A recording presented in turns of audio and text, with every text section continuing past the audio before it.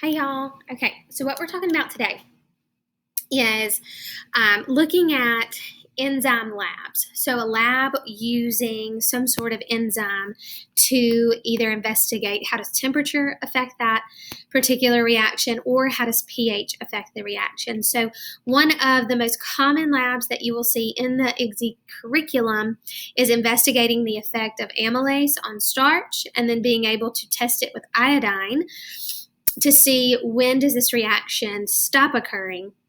We can look at what are the best temperatures for this reaction to occur, how long it takes for the reaction to occur, and even once we look at temperature, you can use the same type of lab to use different buffer solutions to investigate the pH and its effect on the reaction time. So you've got to use material from Unit 4. This is why Unit 4.1 is so important and crucial. It can be difficult for everyone to really understand the wording of what's a carbohydrate and what does it break down into and the smaller molecules.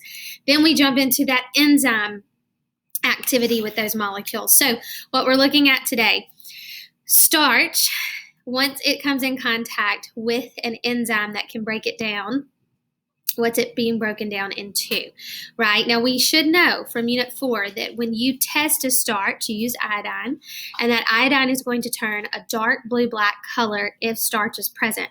Now, if we introduce an enzyme to this starch solution, that enzyme is then going to break down that large macromolecule of starch into its smaller molecules, which would be something like maltose. If you were to test maltose with iodine, it's not going to turn blue-black because it's not starch anymore. It's a smaller sugar. We maybe could test it for a reducing sugar, and we could get the positive color change of that red brick color if we use Benedict solution. But with starch, nothing's going to happen. So if you can start having the wheels turning, you can see that if we introduce starch with its enzyme amylase, so the enzyme amylase is what can break down starch. It's actually in your saliva. We're going to learn in our digestive system unit. The very first breakdown of food that you have occurring as you eat is in your mouth, in your saliva, with amylase breaking down starch.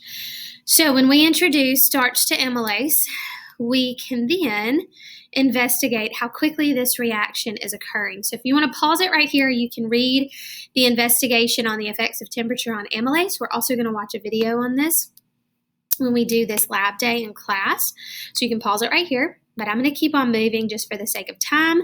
This would be also the look of the lab. Again, we're going to watch a video on it so you can see it in lab action, but we can ultimately follow these steps here to heat up the amylase to investigate the most effective temperature, and then of course use the iodine and a spotting tile to see when does that color change stop. So when has the starch molecule or the substrate of that enzyme reaction with the enzyme amylase had its enzymatic reaction take place to where there is no more starch. All that would be left would be maltose because the enzyme has broken down that substrate of starch. Okay, so you can see all of this, and then we can go on, and you can also pause it right here to read about the lab, and we will watch one as well of investigating the effect of pH on a similar setup of a lab. So instead of investigating temperature, we can investigate pH.